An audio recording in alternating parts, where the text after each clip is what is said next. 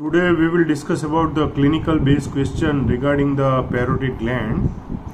A patient come to the doctor as a outdoor patients have a complaint of pain at the angle of the mandible as well as in front of the ear with the swelling. Mention the name of the most probably enlarged gland at the angle of the mandible and in front of the external ear. Write down the surface and border and relation of the glands. Name the structure within the glands from superficial to deep. So at the angle of the mandible and in front of the external acoustic meatus, the situation of the parotid gland. So answer is the parotid gland. The parotid gland, it is the para means near, otis means ear. So it is the gland which is near to the ear. It is called the parotid gland. Parotid gland, it is the largest gland of the three pair of the salivary gland. It located inside the parotid bed. Parotid gland are pyramidal in shape with apex directed downwards and weight 25 grams. The facial nerve and its branches divide the gland into the superficial and deep part, which is connected by the isthmus.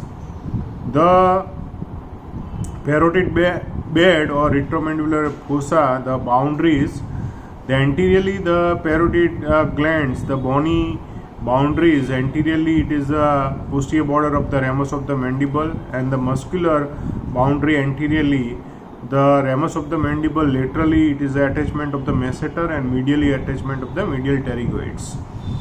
The posterior boundary, it is a mastoid process, bony boundary and the muscular, there is a two muscle attached, it is the sternocleidomastoid and posterior belly of digastric. The superiorly, it is the external acoustic meatus and posterior part of the TM joint, there is no muscles here. And inferiorly there is a posterior belly of digastric and styloid muscles, and medially there is a styloid process and there is a three muscles which is attached to the styloid process: styloglossus, stylopharyngeus and styloid muscles. So this is about to the boundaries. Anatomical features, it has presents the following features. It has a apex, it is overhang the posterior belly of digastric and the adjoining part of the carotid triangles. So if apex is directed downwards and following structure passes through it is a cervical branch of the facial nerve and two division, anterior and posterior division of the retromandibular veins. The superior surface, or it is also called the base, it lies on the upper sides. It is concave and related to the external acoustic meatus, and posterior aspect of the TM joint, and following structure passes through it is the temporal branch of the facial nerve, superficial temporal vessels and auriculotemporal nerve. So this is about the superior surface, or it is called the base. The another surface, it is called the superficial surface, or it is called the lateral surface. It is the largest of the four surface and it is covered with without inwards by the outward to inwards by the skin, superficial fascia. The superficial fascia containing the anterior branch of the great auricular nerve and preauricular lymph node and platysma and investing layer of deep cervical fascia. Anteromedial surface, it is deeply grooved by the ramus of the mandible and related to the masseters, medial pterygoids, posterior border of the ramus of the mandible and lateral surface of the TM joint. The following structure emerge from this surface are the branches of facial nerve from the outer lip of the groove and transverse facial vessels from the inner lip of the groove. The posteromedial surface, it is molded on the mastoid and styloid process and their covering muscles and related to the mastoid process with the sternocleidomastoid and posterior belly of digastric. styloid process and styloid group of muscles. There are styloid group of muscle are styloglossus, stylopharyngeus and stylohyoid. And deep to this styloid there is a internal carotid artery, interjugular vein and 4 cranial nerve, 9th, 10th, 11th and 12th cranial nerve. It is a glossopharyngeal, vagus, spinal accessory and hypoglossal nerve. The facial structure that enter the gland through this surface, it is the external carotid artery into the lower part and the facial nerve into the upper part.